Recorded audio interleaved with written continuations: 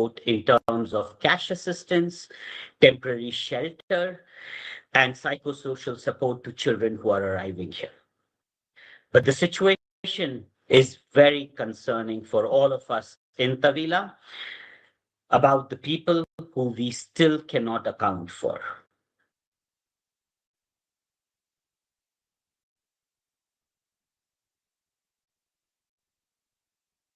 Thank you, Shashwat. I would now like to invite Mathilde Vu, who is NRC Sudan's advocacy manager. She herself has also been engaged on the Sudan conflict for the past 4 years. Mathilde, thank you for being with us today. Thank you. So we've heard from Shashwat on the situation and what he has been seeing and witnessing personally. We've all seen it. Al-Fashir has dominated the headlines over the past 2 weeks almost since its fall. But this crisis didn't start just days ago. Can you walk us through how we got here and what has been happening over the past year? No, absolutely. I mean, what's important to understand right now is that this campaign of destruction that we're seeing over this past week has been calculated. It's been planned. It's been 18 months now that Al-Fashir, the largest city of Darfur, is being besieged. And when I say besieged, I actually mean physically besieged with the berm surrounding the city, with starvation being used as a weapon of war, with every single request to send humanitarian assistance into the city of Al-Fashir being rejected, with traders not being able to cross into Al-Fashir and replenish markets. What this means is that the people of Al-Fashir have been surviving on animal food for the past months. They've been drinking rainwater for the past month. They've been shelled. They've been obliged to dig holes on the ground in order to survive. We've been, for example, supporting local responders for the past year now in Al-Fashir. Local responders who are risking their lives every day to provide food. Towards the end of September, they were obliged to dig the entire kitchen underground in order to protect the kitchen and then distribute the food house to house so that there wouldn't be a crowd inside Al-Fashir, so that the crowd wouldn't be shelled. So this is not an isolated area at all. People have been also attacked while they were trying to flee. This has happened over this past week, but this has also happened over this past 3 months, systematically in Tawila, when we have received people who barely made it to Al-Fashir. They told us horror story, and really, like, staying or leaving Al-Fashir has been a deadly gamble. So, as Shashwat said, where are the people fleeing? 85,000 people are estimated to have fled Al-Fashir, according to the United Nations. Only 6,000 right now, a little bit more, have reached Tawila, and that is, again, what is really keeping us awake at night right now. Thank you. Thank you very much for those insights, Mathilde. And I can see that we are receiving some questions in the Q&As. Thank you for everyone posting their questions, asking from Fatma from AP and Reuters. They're asking some questions about the journeys that people are going through. So we will, I think some of those questions have been addressed, and we will address more, but also we still also have the ending or the last part of the session where we can also go through those questions in specific. Shashwat, I want to turn back to you now, and you've been in Tawila these past days, and you've met people arriving from Al-Fashir. Is there a moment or encounter that, from what you've seen, that has really stayed with you? I'll talk about two experiences that I've had that really worry me, but at the same time also give me some hope. So these are stories of despair on the one hand and hope on the other hand. The first one is about coming across 6 children who were unaccompanied, who didn't know where their parents were, where their grandparents were, where their siblings were. They just arrived with people in a group, but had no relative. But then the hope there was that a woman who herself has been displaced from Fasher and has had to make this arduous journey from Fasher to Tawila, stepped up and say, "No, I will take care of these 6 children." So, so you see that despair and that hope. In a similar vein, I met a father who basically was crying and saying that my 5-year-old son is dead because of the conflict. We lost him. It's been few days, and we are sure that he won't survive on his own. I met the same father a few days later, and he said, I found my son. He was in the neighboring camp within the large settlement that is in Tawila, and somebody had just picked the child on the way coming here and brought them, and somehow they managed to meet. So for me, again, it's the desperation where you have fathers, where you have children, where they don't know where their family members are. And I think for me, these are the testimonies when you encounter, when you talk to them, when you see tears on the one hand and joy on the other hand of being reunited. I think this is something that never leaves you.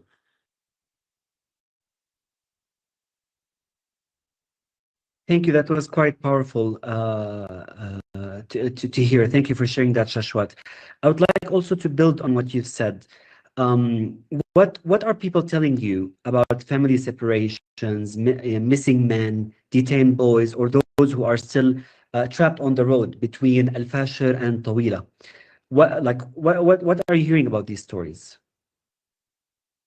We are repeatedly hearing about how there are thousands of people who are in different locations and are not able to move for various reasons. One, the fear of being killed on the way, the fear of being kidnapped and being held hostage on the way. Two, not having resources to be able to buy their way from where they are into Tawila. So a lot of people who've arrived here have had to leave their families back in different locations because women and children are not in a position to move and to travel on foot all these distance because of what Mathilde mentioned, the siege for the last 18 months and the situation that they are in today. And third is that many of them are saying and in telling us that they have had to hide for days in desert, crawl on their elbows so that they are not spotted, they are not targeted, and they are not kidnapped. So we're hearing different stories about how people are trapped.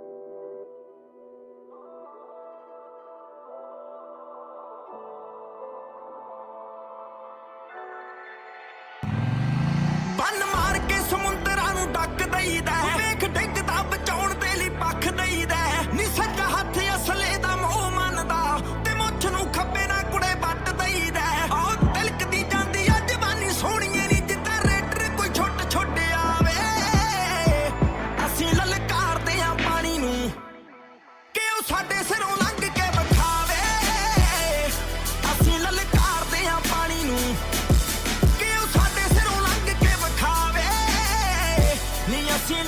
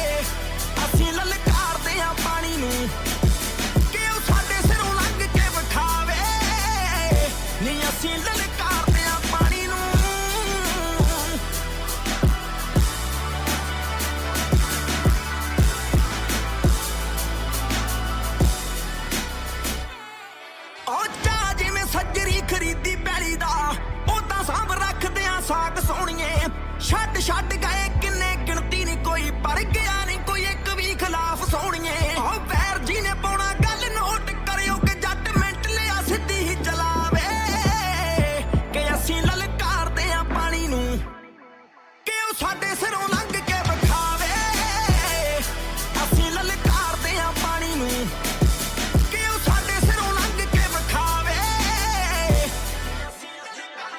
ਹੋ ਪਾਪੀ ਨਾ ਸਰੀਰ ਦਿਲ ਕਰੇ ਅਗਲਾ ਦਾ ਪਾ ਕੇ 4x4 ਸਾਰੀ ਜ਼ਿੰਦਗੀ ਟਪਾਦਾ ਇੱਕੋ ਫਿਕਰਿਆ ਮੈਨੂੰ ਕਰੇ ਮਾਪੇ ਢੀਕਦੇ ਨਹੀਂ ਤੇ ਲੱਕ ਨਾਲ ਬੰਨ ਬੰਬ ਝੂਠੇ ਸਾਧਦਾ ਦਾ ਹੋ ਜਿੱਥੇ ਜਿੱਥੇ ਕਾਲੋਂ ਦੀ ਆ ਝੰਡੀ ਸੋਹਣੀਏ ਨੀ ਕੋਈ ਜੰਮਿਆ ਨਹੀਂ ਆ ਕੇ ਮੋਢੇ ਲਾਵੇ ਨੀ ਅਸੀਂ ਲਲਕਾਰਦੇ ਆ ਪਾਣੀ ਨੂੰ ਕਿ ਉਹ ਸਾਡੇ ਸਿਰੋਂ ਲੰਘ ਕੇ ਵਿਖਾਵੇ ਅਸੀਂ ਲਲਕਾਰਦੇ ਆ ਪਾਣੀ ਨੂੰ ਕਿ ਉਹ ਸਾਡੇ ਸਿਰੋਂ ਲੰਘ ਕੇ ਵਿਖਾਵੇ ਨੀ ਅਸੀਂ ਲਲਕਾਰਦੇ ਆ ਪਾਣੀ ਨੂੰ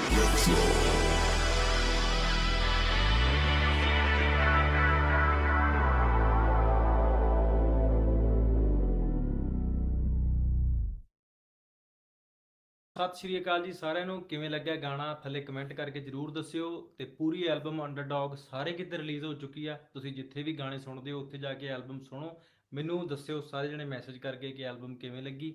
ਬਹੁਤ ਸਾਰਾ ਪਿਆਰ ਸਤਿਕਾਰ। ਐਲਬਮ ਸੁਣਦੇ ਰਹੋ, ਜਿਉਂਦੇ ਵਸਦੇ ਰਹੋ, ਚੜ੍ਹਦੀ ਕਲਾ।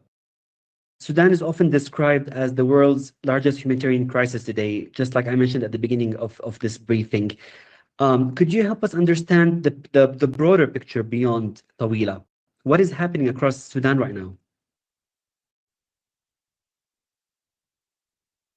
You know, we can talk about statistics and data and how the humanitarian context in Sudan is so severe and the scale is so huge.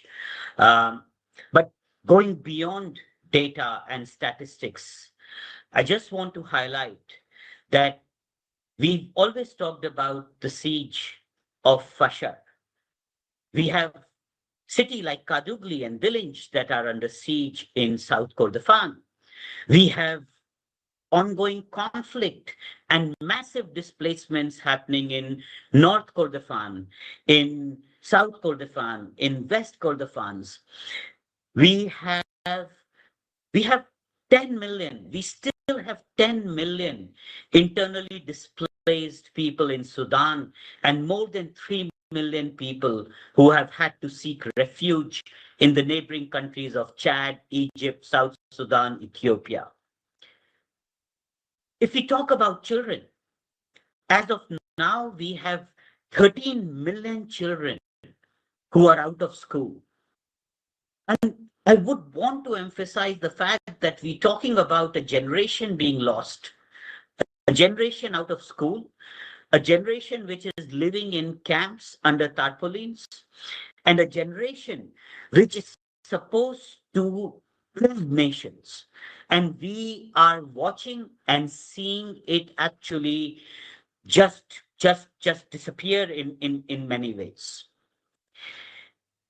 Some staff in Kadugli, which is a town under siege, finds it very difficult to meet their ends meet, to meet their daily requirement for food, because there isn't food available in the city. Nothing can come in, nothing can go out. So we are talking about situations across Sudan which are very, very difficult to comprehend.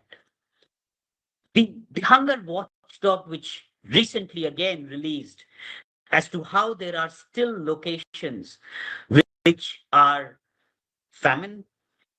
under famine. There are millions of people across Sudan which are still in IPC4 and IPC5, which is basically in extreme levels of food insecurity and cannot meet their daily dietary requirements. Leave aside the nutritional requirement that is required. We're not talking about food diversity. We are just talking about basic calorie intake. That's also not available for millions of people. So yes, it's a picture. It's a very grim picture that I'm painting of the context in Sudan. But I just want to to reiterate the fact that it's the people of Sudan who are losing. I don't know what else I can say, but every single individual in Sudan currently has lost something or the other, whether it's their house, whether it's a family member, something or the other over the last 2.5 years since this conflict started. Thank you so much, Shashwat, for that. I'm going to ask Mathilde this next question. It will be the last one from those for this session before we move to the Q&A session. Mathilde, the question is about what needs to be done now. We're hearing from both you and Shashwat how urgent the situation is. And for that, what do you believe needs to happen from donors, from warring parties, from regional actors, from those with influence? What needs to happen to protect civilians and to allow aid in? What needs to happen is for the international community to wake up. I mean, I was in Darfur a few months back, and when I was talking to people, they told me that they felt abandoned. And I think they're right, and we think they're right. Since the past 2.5 years, Sudan has been systematically neglected. It's been number 20 of the priorities of most of the world's leaders. There hasn't been enough political attention. There hasn't been enough high political attention, continued one, to make sure that few things, there's rules in war. And the rule number one, regardless of the ceasefire, regardless of a pause, is to protect the civilians, is to protect civilian infrastructure, to protect aid workers, local responders. There's a second rule, is to make sure that assistance reaches the people in need. That's the rule of war, not the rule of peace. This has not happened. So the international community needs to change the way they think about Sudan. They need to pressure the backers as well to ensure that these basic rules of war are respected so that we can at least save lives instead of delaying death, which is what we've been doing now for the past 2.5 years. Thank you.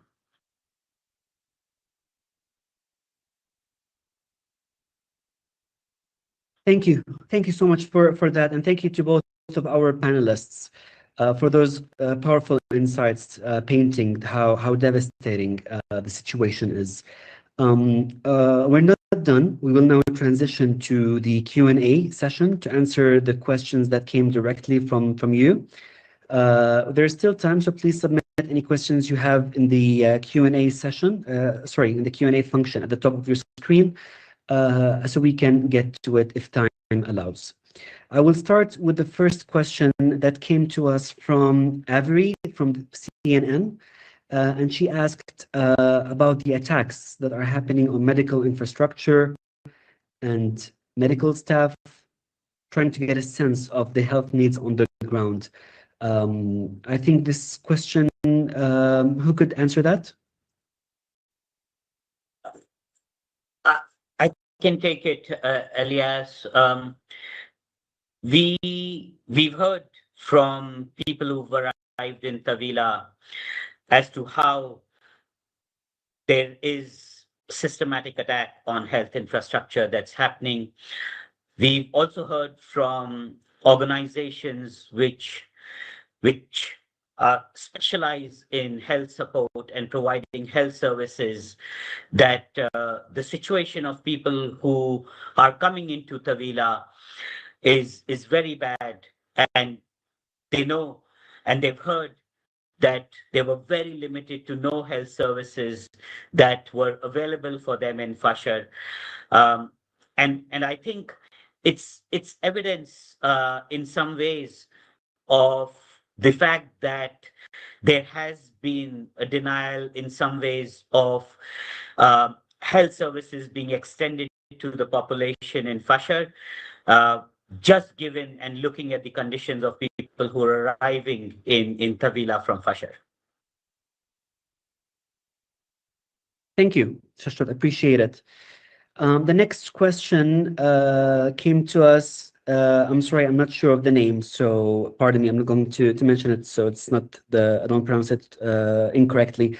But the question goes like this: how safe is Tawila for the displaced persons? Who can take this question? I think I can go. At the moment, and since the past 2 years and a half, since the past at least 2 years, Tawila has been the place of refuge for the people fleeing Al-Fashir, as well as for the people fleeing Zamzam camp, which was this very big camp just outside of Al-Fashir that was attacked in April, and that was hosting 500,000 people. Now, no one is really safe in Sudan, this one. We've seen the front lines moving. We've seen no signs from the warring parties to, put down the weapons. That's one. We haven't seen also a signal that any lives is being respected. That's two. And then third, they find safe. Because right now in Tawila, there's a cholera outbreak. I mean, over this past 3 months, a lot of people, actually a few hundred people died of cholera. Other people died because of a simple disease that they couldn't cure. You have children who've been so malnourished, so famished during this past few months in Al-Fashir. Even with the treatment, maybe they won't survive.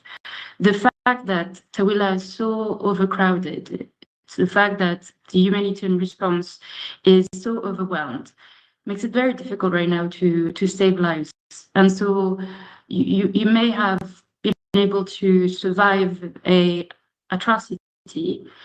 You may not be able to survive malaria.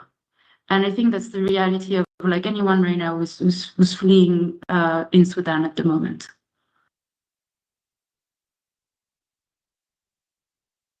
Thanks, Mathilde, for that. The next question, Andaki, we're seeing questions coming in, so we thank you all for your questions, and we are taking note of all of them. The next question goes like this. It says, during the war, there have been reports about child soldiers. What do you know about that? And what have people from Al-Fashir said about it specifically? This is coming from Sarah from the Swedish Broadcasting.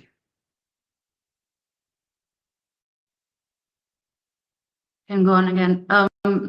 So from the people that we received in Tawila at the moment, they haven't told us about child soldier. We also haven't asked the question, so that's important to note. That being said, I think the issue of forced recruitment of civilians into armed groups is widespread and quite documented by human rights and child protection organizations across Sudan. We even have seen examples of boys in secondary school in Darfur having to basically flee Darfur to Chad because they were afraid of being forced to join an armed group.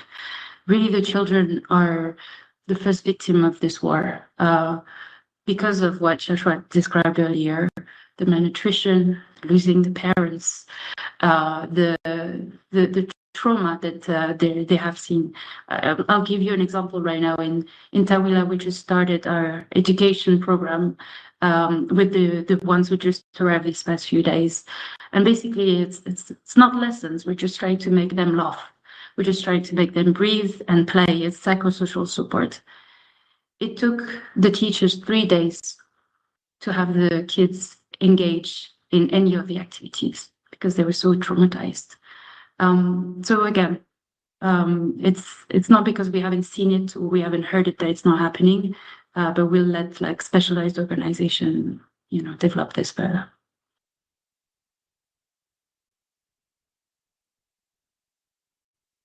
Thank you. Thank you for answering that, Mathilde. The next question, let me just pull it. Pardon me for the delay. Okay. The next question says, it's coming from Emmanuel from Radio France International. What are the most urgent resource gaps right now in terms of medical supplies, shelter, and food?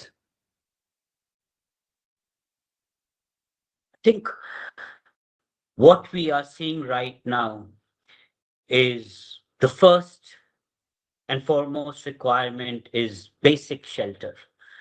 Basic shelter. Hygiene items like soap is also not available. And Metal just mentioned about cholera. We've already seen 2 cases of cholera amongst the new arrivals that have just come in over the last 1 week. And we know how fast cholera can spread. So basic thing as soap is not available right now. We don't have basic hygiene items. We don't have water availability. Overall, I mentioned that there are over 600,000 internally displaced people in an open air camp in Tawila. The water availability is already very limited for the population that is here right now and has to be rationed. And now with the new influx, it will be very difficult to ensure that there is safe water available. Nutrition supplies, food, it's every single thing. There is nothing that is not required as of today. We have seen that the humanitarian organizations have pulled in all their efforts to try and ensure that health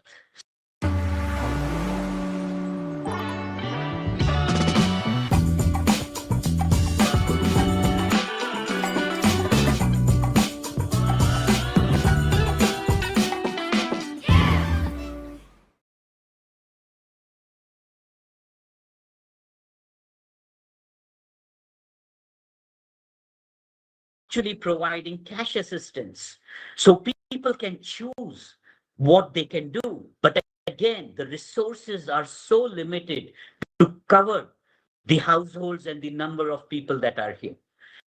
So I would say that there is a need for us to focus and prioritize, but there is a need to ensure that there is water, there is hygiene support, there is support for there's support for shelter, and there is support for food and cash, so that people can survive after going through all the trauma and all the days of traveling from Fashar all the way to Tawila. Thank you so much, Shashwat, for that answer. I'm going to move to the next question, and that's one we received from Ben from the Telegraph. And he's asking, are you hearing evidence of sexual violence during the fall of Al-Fashir? And is there evidence that it was an organized, systematic tactic? You say you have testimony from people arriving in Tawila. Do you have any you could share that mentions sexual violence, please? So we've heard from organizations which actually are looking at gender-based violence, sexual violence, and we do know that there are multiple cases and organizations trying to support the survivors of gender-based violence and sexual violence. It's very difficult to say if it has been used systematically, but yes, we can very safely say that there are numerous cases reported to organizations which are managing and which are supporting the survivors, that they have gone through and they have been subjected to sexual violence during their move from Fashar to Tawila. Thank you for that, Shashwat. The next question comes in from Alexandra, who is asking, sorry, Alexandra from Gottsburg. I hope I'm pronouncing it correctly. The question is, do you have any estimations of how many people may still be in Al-Fashir? And are there any other locations than Tawila that people move to that you know of? There's another follow-up, which is there also have been reports on very high death tolls in Al-Fashir. What are your thoughts on this matter? Happy to repeat the question to any of you, Matilda or Shashwat. No, it's okay. And I'll also take it for Mariam risk as well. Let me say it this way. It's a complete black box right now, Al-Fashir. Even prior to the takeover in the fall of Al-Fashir last week, we had immense difficulties with having any information from the ground. Why? Because since the past 2 years and a half, there's been zero telecommunication in Darfur, including in Al-Fashir. There's no network. It's just not working. People are relying on basically Starlink in order to send a message. Since the fall of Al-Fashir, everything went in a blackout. The story that we hear, what we're telling you right now, is only coming from the people who dripped into Tawila. So the only thing that I can tell you is that the only information that we have from Al-Fashir on a regular basis is what we get from the air, from the satellite imageries. And other organizations have repeatedly documented blood that can be seen from satellites. Civilian infrastructure that have been destroyed. So it's extremely difficult for us to tell you how many people are trapped simply because right now there is no way to get any information from this black box. That is the same for any areas outside of Tawila and outside of Al-Fashir in this no man's land. And I'm going to address also the question of like, what does it look like? It's a desert. There's no roads. There's no roads. There's barely any village, and there's barely any wells on the way. People who arrived in Tawila arrived so dehydrated that some of them cannot talk and have to be like straight away referred to the hospital. There's literally the only thing that people can do in order to flee Al-Fashir is counting on their own feet, sometimes on a donkey, and if they're very, very lucky, a truck will pass by and pick them up, but perhaps against extortion. So it's very difficult to know where they are. It's very difficult to know how many are basically trapped. All we know is that only 6,000 people have reached Tawila, where we are, and perhaps a few thousand have reached North Sudan right now. Thank you. Thank you for that. Thank you so much, Mathilde. And I can see that you in your answer we've combined a number of questions. So I hope we've answered as many as we could. We're still getting some questions, but I'm afraid this is the time we have for today. But for those who we couldn't answer during the session, we will respond by email. We are keeping a note of all those questions. And I do want to thank our speakers and our audience for taking the time to attend today's event, the briefing, and for your participation. We've heard clearly from Shashwat and from Mathilde on how the fall of the Al-Fashir is part of a much longer and wider crisis. As we've heard, people are reaching Tawila exhausted, injured, often separated from families. Many boys and men are still missing or trapped. Health centers have been attacked. Aid access is extremely limited, or blocked even. And the needs for food, medicine, and shelter far exceed what's available. And we also heard how beyond Tawila, the rest of Sudan remains at war, and this is a nationwide humanitarian catastrophe. We hope you found the conversation today valuable. Please don't hesitate to reach out to me with any further questions you might have. My email address, you can see it on the screen. And we do thank you so much for your support